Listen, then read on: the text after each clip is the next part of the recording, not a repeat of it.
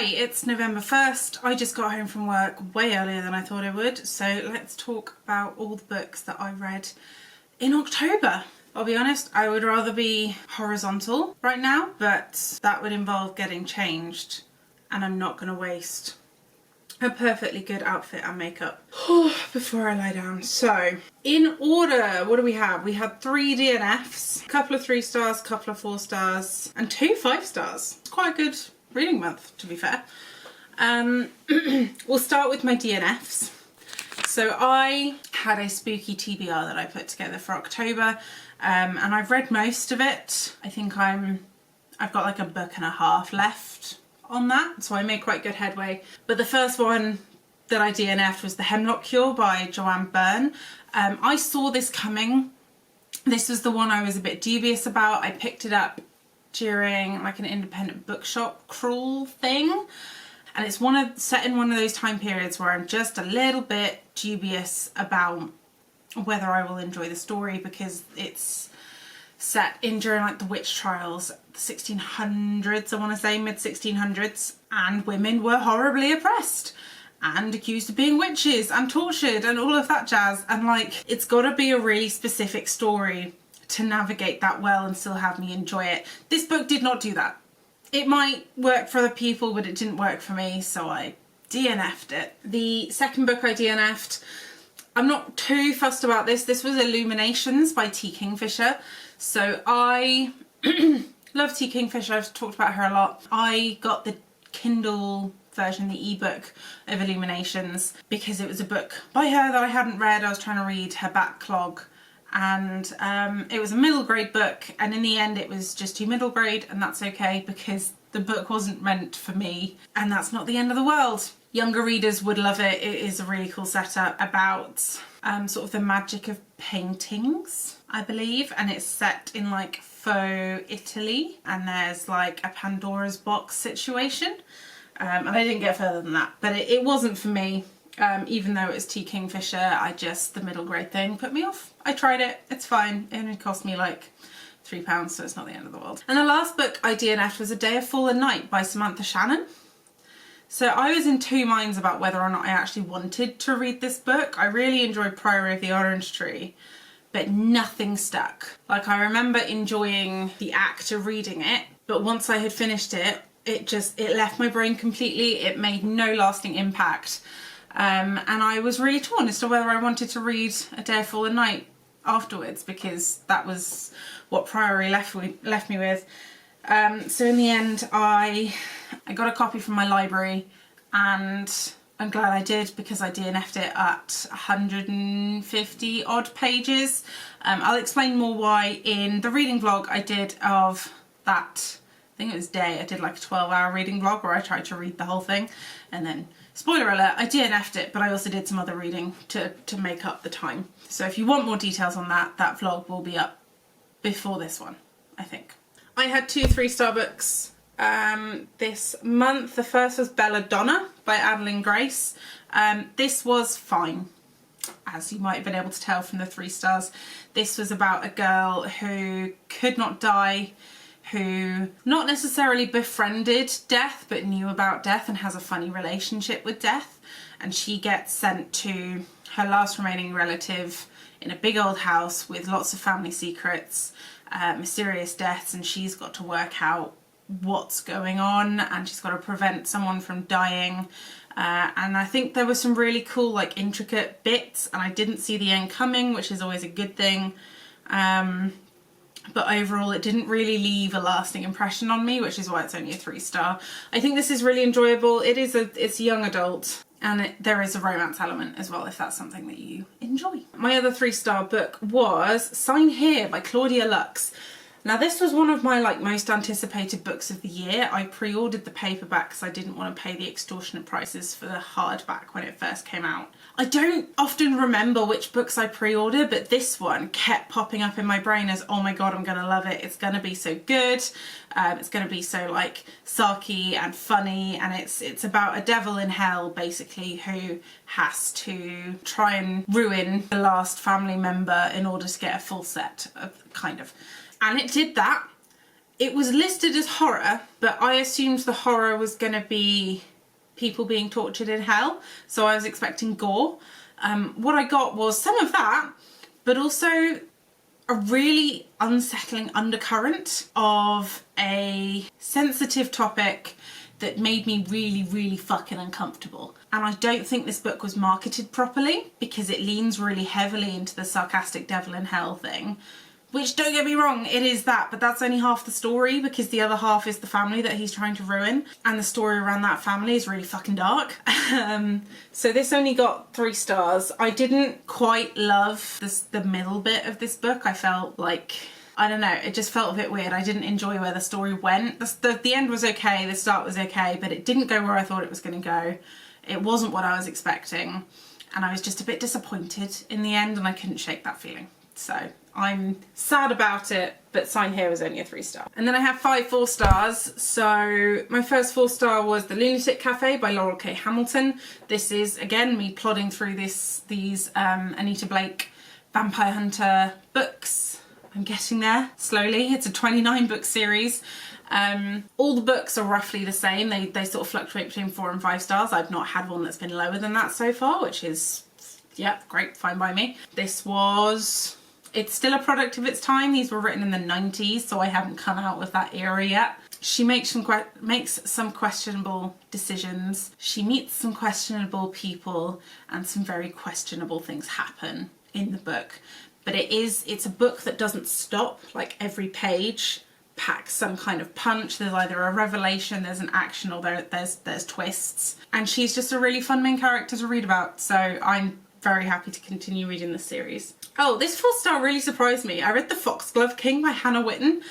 This isn't normally my type of book, but the way that the blurb was written made me intrigued enough that I accidentally bought this book twice. So I bought an ebook version on my Kindle, and because I don't read my Kindle very often, I also then bought it in hardcover. I think I pre-ordered it or something, but I own 2 copies of this book. I read the ebook because that's easier to read than hardcover. I hate holding hardcovers. If I could have just paperbacks in my library, I would just have paperbacks. This is about a death witch and captured by guards and taken to court and forced to do the king's bidding. Not in a weird way. It's court politics. There is a bit of a love triangle, but it's okay. It's not an awful love triangle. It falls into some tropes, but it did it in a sort of comfortable way. The only bits that got a bit cringy for me was the sort of the French-inspired language, because it felt a bit cringy. I think I'm discovering a bit of an ick in books. I've read a few now, which is clearly supposed to be inspired by France and French culture and French language specifically. But when Americans try and use French language to their own devices, the autistic part of my brain doesn't like it when people get things wrong. So when you're butchering the French language to create a fantasy world, my brain doesn't like it. So it just automatically turns me off because I just want to correct the French.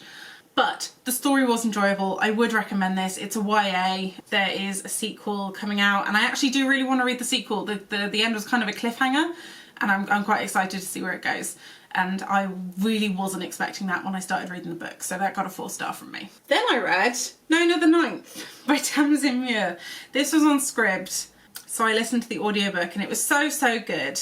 And I remember enjoying Gideon, but thinking, oh, that's a bit complicated, I probably won't pick up the next book. And I read Nona the Ninth going, oh, this is really interesting, I love what they're doing. It's a bit like out of my depth. I don't really do like dystopian zombie things. It's not like that, but it is that.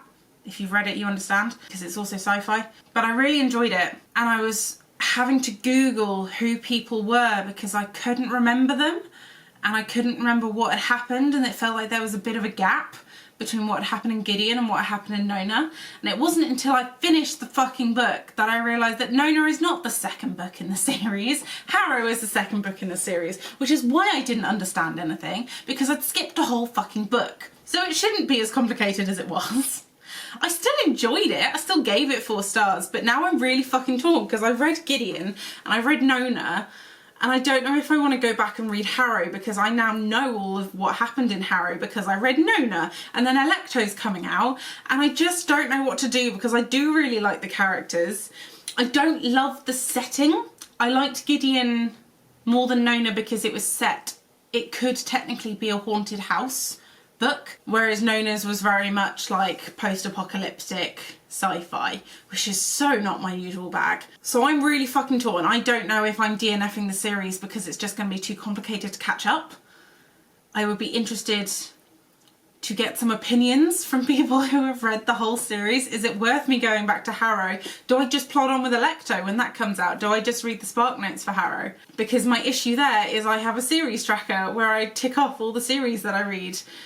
Like all the books in a series to check like where I'm at, and if I don't read Harrow I can't tick it off, and that's going to really annoy me if there's a bit in the middle which I haven't ticked and I've ticked. Should I go back and read Harrow?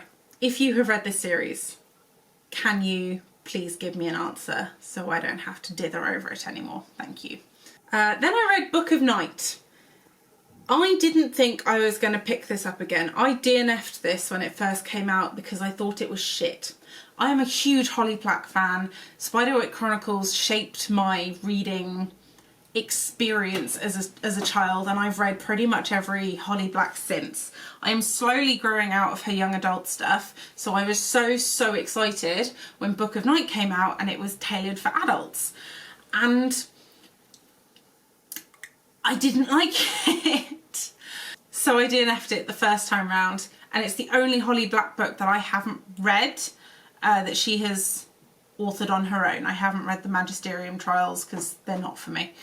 This time round I made myself stick with it. I made myself read past where I had read before, and allowed myself to get a bit more interested. I tried to get off my high horse a little bit, and it worked. The main reason I gave this a 4-star and not a 3, because most of the book was 3-star. The ending was what did it for me. The very last page of the book twisted it into a 4-star for me because she didn't do what most other authors would have done with the ending, and that made it. Like, it was a fine book to read, it was a cool concept. I got really confused with some of the aspects because she sort of info dumped and then kind of quizzed you on it later with the way that some of the book was written. But yes, the way that she ended that book was what made it 4-star for me. And then yesterday, I finished A Closed and Common Orbit by Becky Chambers. This is the second in the Wayfarers series, which is just cozy science fiction. This book will break your heart if you let it. It is very well written. It is really well paced. It's kind of telling two stories simultaneously and they come together at the end. It's one of those. But it's funny, it's heartwarming, it's realistic, and it's not hard to follow despite being a sci-fi, because that's what I struggle with sci-fi.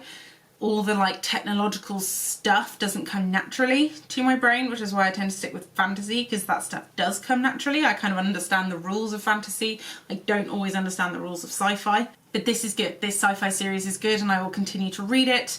My mother has lent me the rest of the books, including the one I read yesterday, and has made many a pointed comment about how long I am taking to reading them. So I'm reading them, Mother.